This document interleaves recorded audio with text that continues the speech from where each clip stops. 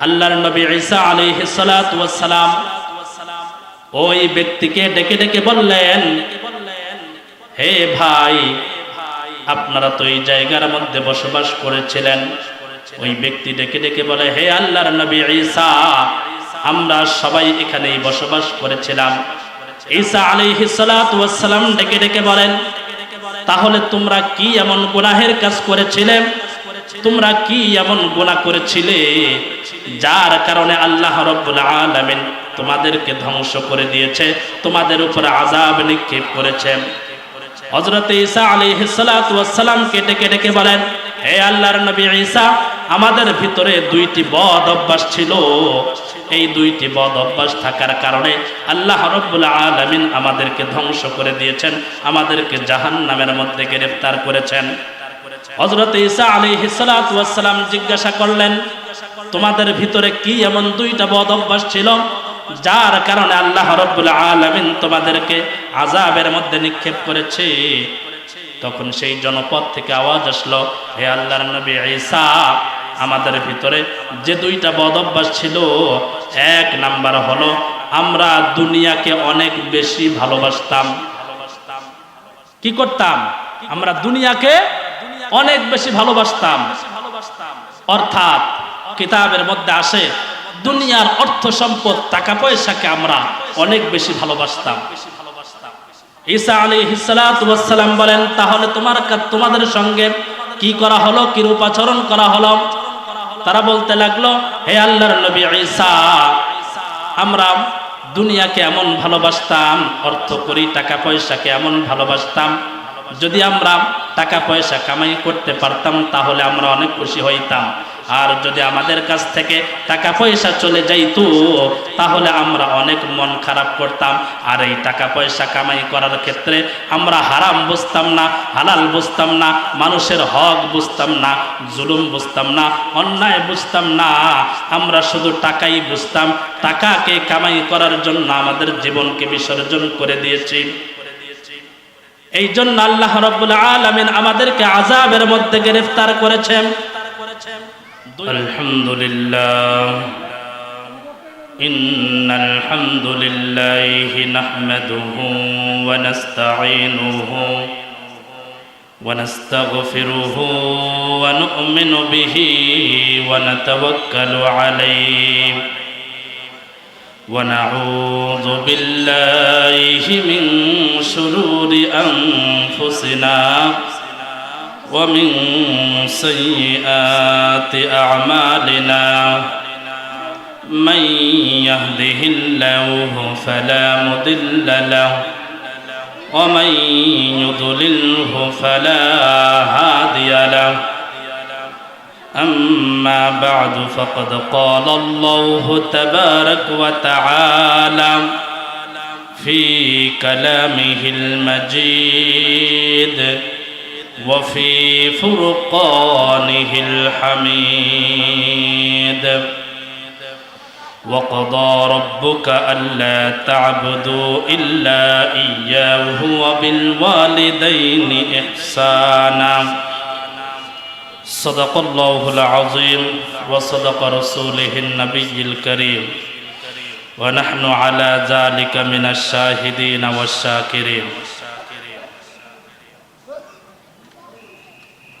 কুশাব ও বাগরি ললাটি ফুরকানিয়া দিনিয়া মাদ্রাসার উদ্যোগে ওয়াজ ও দোয়ার মাহফিলের প্রধান মেহমান হযরত মাওলানা আসলামউদ্দিন জিহাদি সহ প্রধান অতিথি, প্রধান মেহমান, বিশেষ অতিথিবৃন্দ, দূরদূরান্ত থেকে আগত দিনদার, পরহেজগার, ইমানদার মুসলমান ভাইরা, পর্দার আড়ালে অবলা সরলা সর্বগুণে গুণান্বিতা মা ও বোনেরা, সকলের প্রতি আমার অন্তরের অন্তঃস্থল থেকে আবারও সালাম জ্ঞাপন করছি। আসসালামু আলাইকুম ওয়া রাহমাতুল্লাহি ওয়া বারাকাতুহু। আলহামদুলিল্লাহ, সম্মানিত উপস্থিতি, আলোচনা ইনশাআল্লাহ অনেক সংক্ষিপ্ত হবে। যতটুকু কথা বলবো আল্লাহ রাব্বুল আলামিন আমাকে এবং আমাদের সকল উভয়কেই আমল করার তৌফিক দান করুন। সকলে বলেন আমিন। সর্বপ্রথম আপনাদেরকে জিজ্ঞাসা করতে চাই,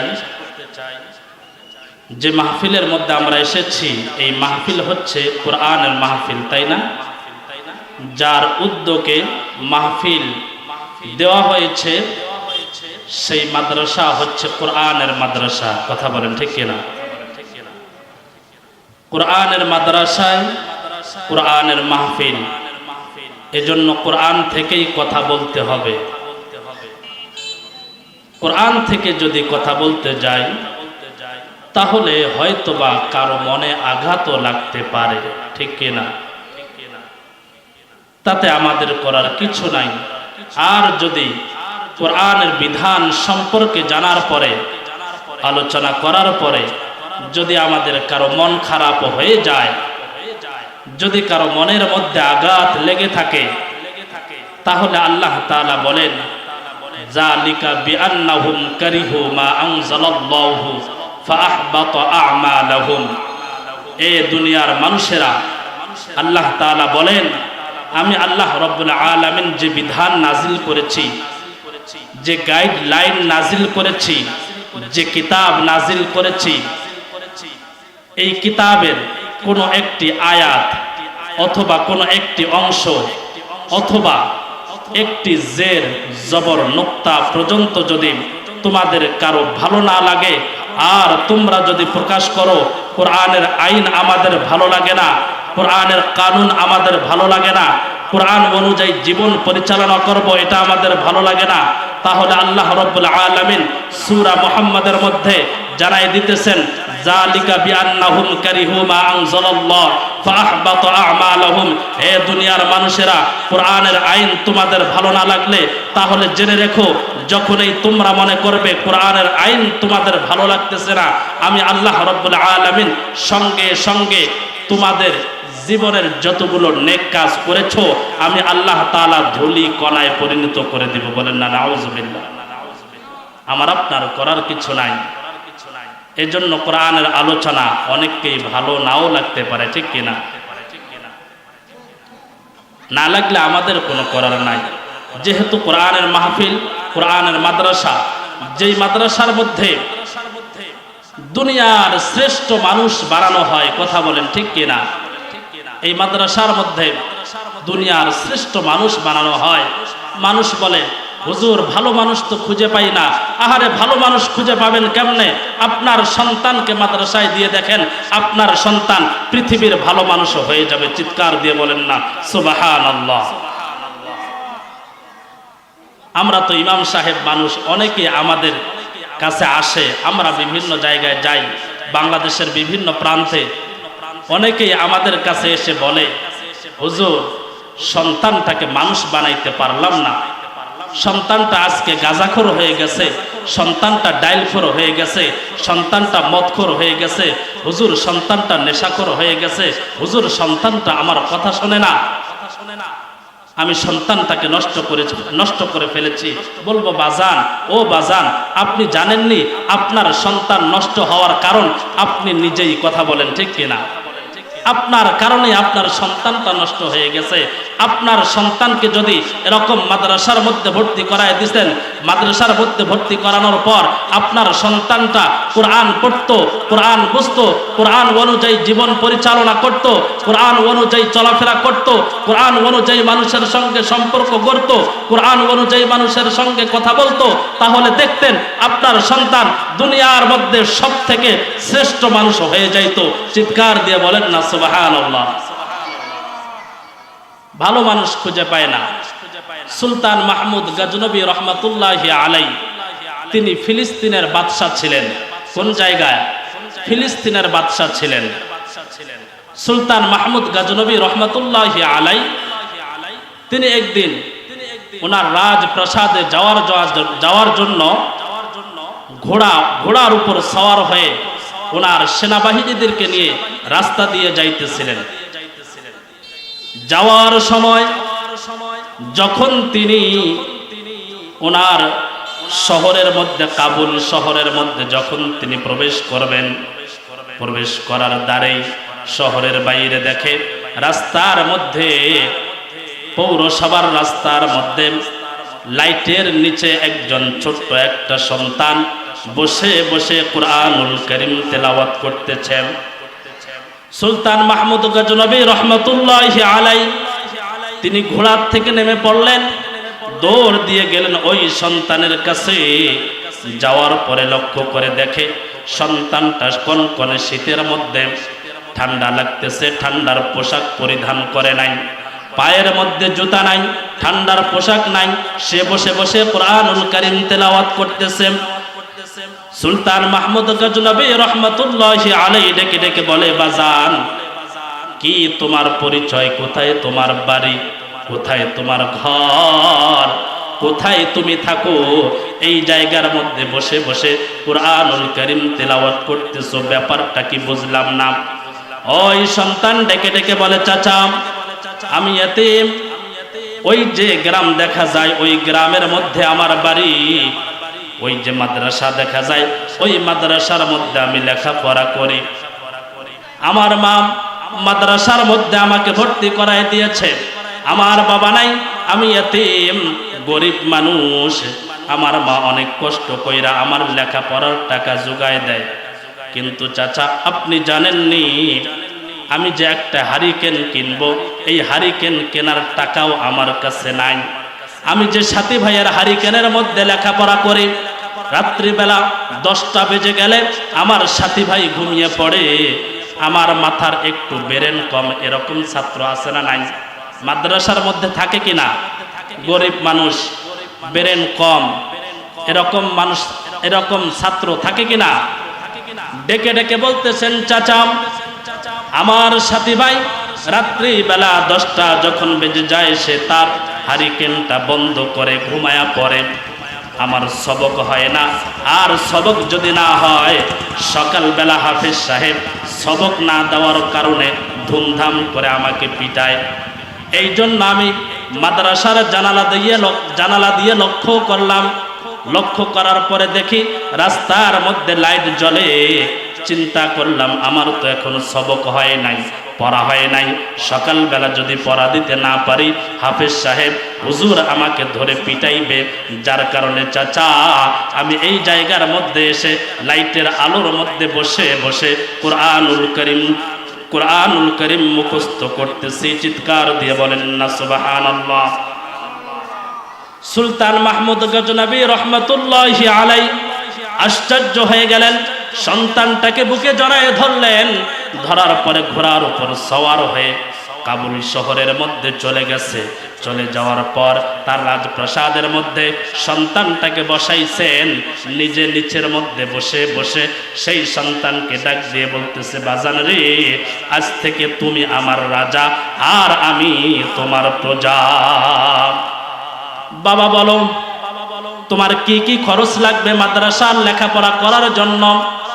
সেই সন্তান ডেকে ডেকে বলেন, চাচা আমি লেখাপড়া করি, শীতের কাপড় নাই। বলে শীতের কাপড় কয় টাকা বলো? শীতের কাপড় 10 টাকা। হারিকেন কত? হারিকেন 20 টাকা। কেরাসিন তেল 20 টাকা। এরকম করে তার যতগুলো প্রয়োজনীয় জিনিস ছিল একটা লিস্ট করেছে। লিস্ট করার পরে 1 বছরের খাবারের টাকা সহ, বোর্ডিংয়ের টাকা সহ ওই সন্তানের কাছে একটা ঝোলার মধ্যে ভরে তার কোমরের মধ্যে বেঁধে দিয়েছেন। বাঁধার পরে তার সেনাবাহিনীকে হুকুম দিয়ে দিল, এই সেনাবাহিনীরা এই সন্তানকে নিয়ে গিয়ে অমুক মাদ্রাসার মধ্যে রেখে আসো। সেনাবাহিনীরা যখন ওই মাদ্রাসার ছাত্র তলাবুল ইলমকে নিয়ে যখন যাইতেছিলেন, পিছন থেকে সুলতান মাহমুদ গজনবী রহমতুল্লাহি আলাইহি ডেকে ডেকে বলে, বাজান রে তুমি তো মাদ্রাসার মধ্যে যাইবা, তবে শোনো একটা কথা, একটা ফরিয়াদ আমি তোমার কাছে জানাইতে চাই। ও বাজান, মাদ্রাসার মধ্যে যখন যাইবা, মাদ্রাসার মধ্যে যাওয়ার পরে তুমি আমার জন্য একটু দোয়া করবা, আল্লাহ রাব্বুল আলামিন যেন আমি সুলতান মাহমুদের মনের আশা পূরণ করে দেয়। মাদ্রাসার ছাত্র ডেকে ডেকে বলে, চাচা আপনি আমার এত উপকার করেছেন, ও চাচা আপনি বলেন আপনার মনের মধ্যে কি আশা, কি বাসনা? সুলতান মাহমুদ ডেকে ডেকে বলে, বাজান রে আমার মনের মধ্যে 2টা আশা। 1 নাম্বার আশা হলো আমি আজকে অনেক বছর যাবত রাত্রিবেলা নফল নামাজ পড়ে উজুর সহিত দুরুদ শরীফ পড়ে আমল করে আমি বিছানার মধ্যে ঘুমাই। একটুখানি আমার রসুলকে দেখার জন্য, আমার হাবিবকে দেখার জন্য, আমার পয়গম্বরকে স্বপ্নে দেখার জন্য আমি আমল করি, ঘুমাই। কিন্তু একদিন আজ পর্যন্ত আমার হাবিব আমার সঙ্গে এসে দেখা করলো না, আমার সঙ্গে এসে দেখা করলো না, আমার সঙ্গে সাক্ষাৎ করলো না। ও বাজান, তুমি মাদ্রাসার মধ্যে গিয়া একটু দোয়া করবা, আল্লাহ রাব্বুল আলামিন যেন হাবিবকে পাঠায় দেয়, আর আমি যেন আমার এই চক্ষু দ্বারা আমার হাবিবকে দেখতে পারি। চিৎকার দিয়ে বলেন না সুবহানাল্লাহ। সুলতান মাহমুদ ডেকে ডেকে বলে, বাজান আমার 2 নাম্বার মনের আশা, 2 নাম্বার আশা হলো দুনিয়ার মধ্যে ভালো মানুষ খুঁজে পাই না। যদি আমি ভালো মানুষ খুঁজে পাইতাম রে বা, তাহলে ওই ভালো মানুষটার একটু খেদমত করতাম, জুতোগুলো সোজা করে দিতাম, উজুর জন্য পানি নিয়ে যাইতাম। আর যদি তার খেদমত করতে পারতাম রে বা, তাহলে আমি আমাকে নিজেকে অনেক ধন্য বলে মনে করতাম। চিৎকার দিয়ে বলেন না সুবহানাল্লাহ। মাদ্রাসার ছাত্র ডেকে ডেকে বলে, চাচা ঠিক আছে, আমি মাদ্রাসায় যাইতেই দেরি, আপনার জন্য দোয়া করতে দেরি হবে না। এই কথা বলে ওই সন্তান মাদ্রাসার দিকে রওনা হয়েছে। সুলতান মাহমুদ গজনবী রহমাতুল্লাহি আলাইহি প্রত্যেক দিনের মতো উজু করেছে। উজু করার পরে রাত্রিবেলা তিনি যখন যাই নামাজের মধ্যে দাঁড়িয়ে গেছে, নফল নামাজ পড়ার পর ঘুমিয়ে পড়েছে। এই দিকে মাদ্রাসার ছাত্র মাদ্রাসার মধ্যে চলে গেছে, উজু করেছে, উজু করার পর নামাজের মধ্যে দাঁড়িয়ে গেছে, সিজদার মধ্যে পড়ে আল্লাহ তাআলাকে ডাক দিয়েছে, আল্লাহ ওই যে সুলতান মাহমুদ আমাকে নিয়ে গেছে তার রাজ দরবারে, নিয়ে যাওয়ার পরে আমার সাহায্য সহযোগিতা করেছে। ওগো আল্লাহ, আপনি সুলতান মাহমুদের মনের আশা পূরণ করে দিন। সুলতান মাহমুদ রহমতুল্লাহি আলাইহি ঘুমানোর পরে স্বপ্নের মধ্যে দেখতেছেন আল্লাহর হাবিব মুহাম্মদুর রাসূলুল্লাহ সাল্লাল্লাহু আলাইহি ওয়াসাল্লাম সুলতান মাহমুদের সামনে এসে হাজির হয়ে গেছে। চিৎকার দিয়ে বলেন না সুবহানাল্লাহ। সুলতান মাহমুদ গজনবী রহমতুল্লাহি আলাইহি আশ্চর্য হয়ে গেলেন, রসুলকে ডেকে ডেকে বলেন, ইয়া রাসূলুল্লাহ, ইয়া হাবিবাল্লাহ, ও নবীজি, আজকে কত বছর যাবত আমল করে ঘুমাই আপনাকে একটিবার দেখার জন্য। নবী, ইয়া রাসূলুল্লাহ, ইয়া হাবিবাল্লাহ, এত বছর যাবত আমল করে কিন্তু আপনি আসলেন না, আপনি কখনোই আমার সামনে আসলেন না। ও নবীজি, আজকে কি এমন হয়ে গেছে আপনি আমার সামনে এসে হাজির হয়ে গেছেন? আল্লাহর হাবিব মুস্কি মুস্কি হাসে, আর সুলতান মাহমুদ গজনবী রহমতুল্লাহি আলাইহি তাকে ডেকে ডেকে বলে, সুলতান মাহমুদ রে, আমি তো মনে করেছিলাম তুমি বাদশা মানুষ, তুমি মনে হয় অনেক চালাক হবে। না না, তোমার মতো বোকা মানুষ আর পৃথিবীর মধ্যে নাই। আল্লাহর হাবিব মুহাম্মদুর রাসূলুল্লাহ সাল্লাল্লাহু আলাইহি ওয়াসাল্লাম সুলতান মাহমুদকে ডেকে ডেকে বলেন, এ সুলতান মাহমুদ, আজকে তোমার কার সঙ্গে দেখা হয়েছিল? কার খেদমত করেছিলে তুমি? কার সহযোগিতা করেছিলে? তোমার কি স্মরণ আছে? সুলতান মাহমুদ ডেকে ডেকে বলেন, ইয়া রাসূলুল্লাহ, ইয়া হাবিবাল্লাহ, ওই যে মাদ্রাসা দেখা যায়, ওই মাদ্রাসার ছাত্ররা একটু সেবা করেছিলাম, যত্ন করেছিলাম, জড়ায়া ধরেছিলাম, একটু আদর করেছিলাম, আর তার কাছে দোয়ার দরখাস্ত করেছিলাম যে বাজান মাদ্রাসার মধ্যে গিয়ে আমার জন্য দোয়া করবে। আল্লাহর হাবিব ডেকে ডেকে বলে, সুলতান মাহমুদ রে, এই সন্তান যখন মাদ্রাসার মধ্যে চলে যায়, মাদ্রাসার মধ্যে যাওয়ার পরে সে 2 রাকাত নামাজ পড়ে, যখন আমার আল্লাহকে যখন আল্লাহ বলে ডাক দেয় আর ফরিয়াদ জানায়, ওগো আল্লাহ, সুলতান মাহমুদের কাছে আপনি হাবিবকে পাঠাই দেন। এই কথা বলার সঙ্গে সঙ্গে আল্লাহ রাব্বুল আলামিন আমাকে ডেকে ডেকে বলেন, ইয়া রাসূলুল্লাহ, ইয়া হাবিবাল্লাহ, ওগো নবীজি, আর বসে থাকবেন না গো নবীজি, আর বসে থাকবেন না, যান যান, জলদি করে গিয়ে সুলতান মাহমুদের সঙ্গে দেখা করে আসেন। চিৎকার দিয়ে বলেন না সুবহানাল্লাহ। ইয়া রাসূলুল্লাহ, ইয়া হাবিবাল্লাহ, আপনি যান, জলদি করে গিয়ে সুলতান মাহমুদের সঙ্গে দেখা করে আসেন। সুলতান মাহমুদ আশ্চর্য হয়ে গেছে, আয় হায়, আজকে আমি যার খেদমত করেছি তার দোয়ার কারণে আজকে রসুল আমার সামনে এসে পড়েছে।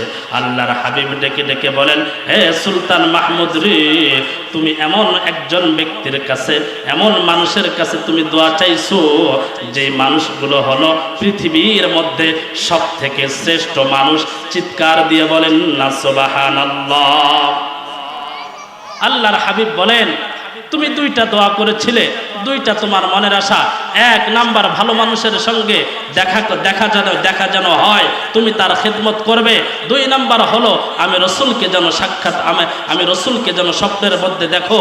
ওই যে তুমি আজকে যে মাদ্রাসার ছাত্রের খেদমত করেছিলে, ওই মাদ্রাসার ছাত্ররাই হচ্ছে পৃথিবীর মধ্যে সব থেকে শ্রেষ্ঠ মানুষ। চিৎকার দিয়ে বলেন না সুবহানাল্লাহ। কারণ কি? সুলতান মাহমুদ গজনবী রহমাতুল্লাহি আলাইহি ডেকে ডেকে বলেন, ইয়া রাসূলুল্লাহ, ইয়া হাবিবাল্লাহ, তারা কিভাবে দুনিয়ার শ্রেষ্ঠ মানুষ হয়ে গেল? আল্লাহর হাবিব বলেন, সুলতান মাহমুদ রে, আজ থেকে 1450 বছর পূর্বে আমি রসুল বলে গিয়েছি, খায়রুকুম মান তাআল্লামাল কুরআন ওয়া আল্লামা। এ সুলতান মাহমুদ, তুমি জানো আমি রসুল বলে গিয়েছি, খায়রুকুম মান তাআল্লামাল কুরআন ওয়া আল্লামা, যে ব্যক্তি কুরআনুল কারীমের শিক্ষা অর্জন করবে এবং যারা শিক্ষা দিবে, এই ব্যক্তি হচ্ছে পৃথিবীর মধ্যে সব থেকে শ্রেষ্ঠ মানুষ। চিৎকার দিয়ে বলেন না সুবহানাল্লাহ। তাহলে পৃথিবীর মধ্যে শ্রেষ্ঠ মানুষ কারা? মাদ্রাসার মধ্যে পড়ে যারা। কথা বলেন ঠিক কিনা? পৃথিবীর মধ্যে শ্রেষ্ঠ মানুষ কারা? দ্বীনি ইলম শিক্ষা অর্জন করে যারা। পৃথিবীর মধ্যে শ্রেষ্ঠ মানুষ কারা? কুরআনুল কারীমের জ্ঞান যাদের ভিতরে আছে তারা। কথা বলেন ঠিক কিনা? এই জন্য অনেকে এসে আমাদের কাছে বলে, হুজুর, সন্তানটাকে মানুষ করতে পারলাম না। ওরে বাজান, আপনি সন্তানটাকে মানুষ করবেন কেমনে? আপনার সন্তানকে যদি আপনি ছোট যখন ছিল তখন থেকে যদি এরকম মাদ্রাসার মধ্যে পাঠাই দিতেন, তাহলে সে কোরআন শিখতো, দিন শিখতো, ইসলাম শিখতো। কোরআনের মধ্যে আল্লাহ রাব্বুল আলামিন যে বিধান নাজিল করেছে, এই বিধান অনুযায়ী সে তার জীবন গঠন করত। আর যদি সে কোরআনের আদর্শে যদি সে আদর্শবান হইতে পারত, তাহলে তোমার সন্তান আজকে নষ্ট হইতো না, তোমার সন্তান আজকে গাঁজাখোর হইতো না, তোমার সন্তান আজকে ডাইলখোর হইতো না, তোমার সন্তান পৃথিবীর মধ্যে সব থেকে শ্রেষ্ঠ মানুষ হয়ে যাইত। কথা বলেন ঠিক কিনা? আহারে, এই জন্য আমি এ কথা বলি না আপনার সন্তানকে আপনি অন্য লেখাপড়া না করান, আমি এ কথা কখনোই বলি না। অন্য লেখাপড়া অবশ্যই অবশ্যই করতেই হবে, অবশ্যই করতে হবে, কিন্তু তার আগে আপনার সন্তানটাকে এরকম মাদ্রাসার মধ্যে দিয়ে কোরআনের শিক্ষা তার ভিতরে ঢুকায় দেন, দিন তার ভিতরে ঢুকায় দেন, ইসলাম কি জিনিস সেটাকে আপনি তাকে চিনায় দেন। যদি চেনায় দিতে পারেন, ওই সন্তান পরবর্তীতে যেই লেখাপড়া করুক না কেন, ডাক্তার হোক না কেন, মাস্টার হোক না কেন, ইঞ্জিনিয়ার হোক না কেন, ব্যারিস্টার হোক না কেন, জজ হোক না কেন, ওই সন্তান কখনো মুনাফিক হবে না, ওই সন্তান কখনো ইসলামের বিরোধিতা করবে না, ওই সন্তান কখনো কোরআনের আইনের বিরোধিতা করবে না। চিৎকার দিয়ে বলেন না ঠিক কিনা? এই জন্য সন্তানকে যদি মানুষ বানাইতে চান, তাহলে সন্তানকে আগে এই ফুরকানিয়া মাদ্রাসার মধ্যে পাঠান, তার ভিতরে ইসলাম ঢুকে যাবে, সে মানুষ হবে। আপনি যখন মৃত্যুবরণ করবেন, দুনিয়ার মধ্যে আর কতদিন বেঁচে থাকবো? দুনিয়ার থেকে তো চলেই যাইতে হবে, ঠিক কিনা? আমরা ইতিপূর্বে আমাদের বাবাদেরকে দেখেছি, বাবাকে দেখেছি, দাদাকে দেখেছি, দাদার পর দাদাকে দেখেছি। তারা কি কেউ পৃথিবীর মধ্যে এখন আছে? নাই, তারা চলে গেছে। তো আমাকে আপনাকে একদিন যাইতে হবে। কথা বল ঠিক কিনা? যাইতে হবে কিনা? আমাকে আপনাকে যাইতে হবে। তাহলে কেন বাজান? আমাকে আপনাকে যেহেতু যাইতে হবে, আপনার সন্তানটাকে আপনি সঠিক শিক্ষা দান করেন। সঠিক শিক্ষা দান করলে আমি আপনি যখন মারা যাব, ওই সন্তানটা, যে সন্তানকে আপনি সঠিক শিক্ষা দান করেছেন, কোরআনের শিক্ষা দান করেছেন, কোরআনের শিক্ষায় শিক্ষিত করেছেন, ওই সন্তান আপনি মারা গেলে আপনার জন্য কান্না করবে, আপনার জন্য দোয়া করবে, আল্লাহ তাআলার কাছে সিজদার মধ্যে পড়ে পড়ে বলবে রব্বির হামহুমা কামা রব্বায়ানি সগীরা। ওগো আল্লাহ, আমার মা আমার বাবা আমাকে ছোট থাকা অবস্থায় আমাকে যেভাবে লালন পালন করেছে, কত সুন্দর করে আদর করেছে, স্নেহ করেছে, মায়া করেছে, মহব্বত করেছে, ওগো আল্লাহ আপনি আমার মাকে আমার বাবাকে সেরকম স্নেহ মহব্বত আর ভালোবাসা দিয়ে লালন পালন করেন। চিৎকার দিয়ে বলেন না সুবহানাল্লাহ। এই জন্য দ্বীনি শিক্ষা অবশ্যই অবশ্যই প্রয়োজন আছে। সর্বপ্রথম আগে দ্বীনি শিক্ষা দিতে হবে, তারপরে জাগতিক শিক্ষা। দ্বীনি শিক্ষা দিলে পরে আপনার সন্তানটা মানুষ হবে। ও বাজান, একদিন তো মরেই যাইতে হবে, ঠিক কিনা? মরতে হবে কিনা? একদিন তো মরেই যাইতে হবে। আর মরে যাওয়ার পর আপনি যদি আপনার সন্তানটাকে মানুষ না বানায়া যাইতে পারেন, তাহলে আপনার সন্তান আপনার মৃত্যুর পরে সে যতগুলো গুনাহের কাজ করবে, সে তো গুনাহের কাজ করবেই করবে, কারণ আপনি তার ভিতরে দ্বীনে ইলম ঢুকায় দেন নাই, কোরআনের জ্ঞান তার ভিতরে ঢুকায় দেন নাই। না দেওয়ার কারণে আপনার সন্তান গুনাহ করবে, জিনা করবে, ব্যভিচার করবে, মানুষের হক নষ্ট করবে, মানুষের সঙ্গে খারাপ আচরণ করবে, গুনাহের মধ্যে লিপ্ত থাকবে। এর একটা গুনাহের অংশ আপনার কবরের মধ্যে যাইতেই থাকবে, যাইতেই থাকবে। বলেন না নাউজুবিল্লাহ। আর আপনি যদি আপনার সন্তানকে মানুষের মতো মানুষ বানায়া যাইতে পারেন, কোরআনের শিক্ষা যদি তাকে দিতে পারেন, দ্বীনের শিক্ষা যদি তাকে দিতে পারেন, তাহলে আপনি মারা যাবেন। মারা যাওয়ার পর আপনার সন্তান যতই ভালো কাজ করবে, নেক আমল করবে, নামাজ পড়বে, রোজা রাখবে, হজ করবে, যাকাত প্রদান করবে, আপনার জন্য দোয়া করবে, এর অংশ আপনি কবরের মধ্যে পাইতেই থাকবেন, পাইতেই থাকবেন। চিৎকার দিয়ে বলেন না সুবহানাল্লাহ। আহারে, আমরা তো এখন কি বলবো, আর দুঃখের কথা, আমরা এখন দুনিয়ার মধ্যে পড়ে গেছি, দুনিয়ার মহব্বত আর ভালোবাসার পিছনে পড়ে গেছি। কথা বলেন ঠিক কিনা? দুনিয়ার মহব্বত আর ভালোবাসার মধ্যে পড়ে গেছি। পড়ে যাওয়ার কারণে আজকে দেখেন আমাদের সন্তানগুলিকে মানুষ বানাইতে পারতেছি না। লক্ষ্য করে দেখেন আমাদের সমাজের মধ্যে, লক্ষ্য করে দেখেন আমার আপনার 1 লক্ষ টাকা আছে, একটা বাড়ি আছে, আমি চিন্তা করি 2টা বাড়ি কিভাবে বানানো যায়, ঠিক কিনা? যারা বড় লোক আছে, টাকা পয়সার অভাব নাই, মিল ফ্যাক্টরি আছে, 2টা মিল ফ্যাক্টরি আছে, তার চিন্তা হলো কিভাবে 3টা করা যায়। একটা গাড়ি আছে, চিন্তা হলো কিভাবে 2টা গাড়ি করা যায়। একটা বাড়ি ভাড়া দিয়েছে, চিন্তা করে আর একটা বাড়ি কেমনে বানায়, কেমনে ভাড়া দেওয়া যায়। কথা কোন ঠিক কিনা? দুনিয়ার মহব্বত আমাদের ভিতরে ঢুকে গেছে। দুনিয়ার মহব্বত ঢুকে যাওয়ার কারণে কি হয় জানেন? হযরত ঈসা আলাইহিস সালাতু ওয়াস সালামের জামানায় হযরত ঈসা আলাইহিস সালাতু ওয়াস সালামকে আল্লাহ রাব্বুল আলামিন এমন মুআজিজা দান করেছিলেন।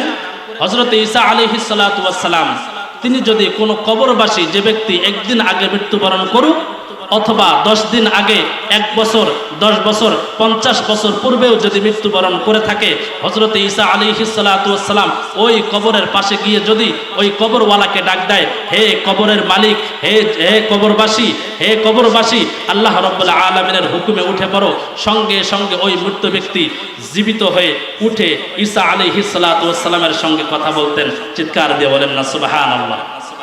তো হযরত ঈসা আলাইহিস সালাতু ওয়াস সালাম তিনি একদিন রাস্তা দিয়ে যাইতেছিলেন, যাওয়ার সময় লক্ষ্য করলেন ওই জায়গার মধ্যে বসতি, ঘনবসতি ছিল, মানুষ বসবাস করত। ঈসা আলাইহিস সালাতু ওয়াস সালাম লক্ষ্য করলেন ওই জায়গার মধ্যে আর কোনো বাড়ি নাই, কোনো মানুষ নাই, আশেপাশে কোনো মানুষের আনাগোনা নাই। ঈসা আলাইহিস সালাতু ওয়াস সালাম বুঝতে পারলেন এই জায়গার মধ্যে আল্লাহ রাব্বুল আলামিনের আযাব নাজিল হয়েছে। আল্লাহ তাআলা আযাব নিক্ষেপ করেছেন। নিক্ষেপ করার কারণে এই বসতিগুলোকে, এই এলাকাকে আল্লাহ রাব্বুল আলামিন ধ্বংস করে দিয়েছেন। তো হযরত ঈসা আলাইহিস সালাতু ওয়াস সালাম সেই জনপদকে লক্ষ্য করে ডাক দিলেন, হে জনপদের লোকেরা, তোমরা কে আছো একটু আমার সঙ্গে কথা বলো। একজন ব্যক্তি ডেকে ডেকে বলতেছেন, হে আল্লাহর নবী ঈসা, কি বলবেন বলতে পারেন। আল্লাহর নবী ঈসা আলাইহিস সালাতু ওয়াস সালাম ওই ব্যক্তিকে ডেকে ডেকে বললেন, হে ভাই, আপনারা তো এই জায়গার মধ্যে বসবাস করেছিলেন। ওই ব্যক্তি ডেকে ডেকে বলে, হে আল্লাহর নবী ঈসা, আমরা সবাই এখানেই বসবাস করেছিলাম। ঈসা আলাইহিস সালাতু ওয়াস সালাম ডেকে ডেকে বলেন, তাহলে তোমরা কি এমন গুনাহের কাজ করেছিলে, তোমরা কি এমন গুনাহ করেছিলে যার কারণে আল্লাহ রাব্বুল আলামিন তোমাদেরকে ধ্বংস করে দিয়েছে, তোমাদের উপর আযাব নিক্ষেপ করেছেন? হযরত ঈসা আলাইহিস সালাতু ওয়াস সালাম ডেকে ডেকে বলেন, হে আল্লাহর নবী ঈসা, আমাদের ভিতরে দুইটি বদ অভ্যাস ছিল। এই দুইটি বদ অভ্যাস থাকার কারণে আল্লাহ রাব্বুল আলামিন আমাদেরকে ধ্বংস করে দিয়েছেন, আমাদেরকে জাহান্নামের মধ্যে গ্রেফতার করেছেন। হযরত ঈসা আলাইহিস সালাতু ওয়াস সালাম জিজ্ঞাসা করলেন, তোমাদের ভিতরে কি এমন দুইটা বদ অভ্যাস ছিল যার কারণে আল্লাহ রাব্বুল আলামিন তোমাদেরকে আযাবের মধ্যে নিক্ষেপ করেছে? তখন সেই জনপদ থেকে আওয়াজ আসলো, হে আল্লাহর নবী ঈসা, আমাদের ভিতরে যে দুইটা বদ অভ্যাস ছিল, এক নাম্বার হলো আমরা দুনিয়াকে অনেক বেশি ভালোবাসতাম। কি করতাম? আমরা দুনিয়াকে অনেক বেশি ভালোবাসতাম। অর্থাৎ কিতাবের মধ্যে আসে, দুনিয়ার অর্থ সম্পদ টাকা পয়সাকে আমরা অনেক বেশি ভালোবাসতাম। ঈসা আলাইহিস সালাতু ওয়াস সালাম বলেন, তাহলে তোমাদের সঙ্গে কি করা হলো, কি রূপাচরণ করা হলো? তারা বলতে লাগলো, হে আল্লাহর নবী ঈসা, আমরা দুনিয়াকে এমন ভালোবাসতাম, অর্থ করি টাকা পয়সাকে এমন ভালোবাসতাম, যদি আমরা টাকা পয়সা কামাই করতে পারতাম তাহলে আমরা অনেক খুশি হইতাম, আর যদি আমাদের কাছ থেকে টাকা পয়সা চলে যাইতো তাহলে আমরা অনেক মন খারাপ করতাম। আর এই টাকা পয়সা কামাই করার ক্ষেত্রে আমরা হারাম বুঝতাম না, হালাল বুঝতাম না, মানুষের হক বুঝতাম না, জুলুম বুঝতাম না, অন্যায় বুঝতাম না, আমরা শুধু টাকাই বুঝতাম। টাকাকে কামাই করার জন্য আমাদের জীবনকে বিসর্জন করে দিয়েছি। এই জন্য আল্লাহ রাব্বুল আলামিন আমাদেরকে আযাবের মধ্যে গ্রেফতার করেছেন। দুই নাম্বার, আল্লাহর নবী ঈসাকে ডেকে ডেকে বলেন, দুই নাম্বার কি এমন বদ অভ্যাস ছিল যার কারণে তোমাদেরকে আল্লাহ রাব্বুল আলামিন আযাবের মধ্যে গ্রেফতার করেছে? হযরত ঈসা আলাইহিস সালাতু ওয়াস সালামকে ডেকে ডেকে বলেন, হে আল্লাহর নবী ঈসা, দুই নাম্বার, সমাজের যতগুলো নেতা ছিল, বড়লোক মানুষ ছিল, যারা প্রভাবশালী ছিল, তারা যে অন্যায় কাজ করত অথবা ভালো কাজ করত, আমরা তাদের সঙ্গ দিতাম। সমাজের প্রভাবশালী যারা আছে, যারা ছিল, তারা যে কাজ করুক না কেন, ভালো কাজ করলেও আমরা তাদের সঙ্গ দিতাম, আবার খারাপ কাজ করলেও আমরা তাদের সঙ্গ দিতাম। এই দুইটা কারণে আল্লাহ রাব্বুল আলামিন আমাদেরকে আযাবের মধ্যে গ্রেফতার করেছে। ঈসা আলাইহিস সালাতু ওয়াস সালাম জনপদের মানুষগুলিকে ডেকে ডেকে বললেন, ওই সময়কাল যেদিন তোমাদের উপর আযাব নিক্ষেপ করা হয়েছে, সেদিন কি হয়েছে আমাকে একটু বর্ণনা করো। সেই জনপদ থেকে আওয়াজ আসলো, হে আল্লাহর নবী ঈসা, আমরা সবাই রাত্রিবেলা ঘুমিয়ে পড়েছিলাম।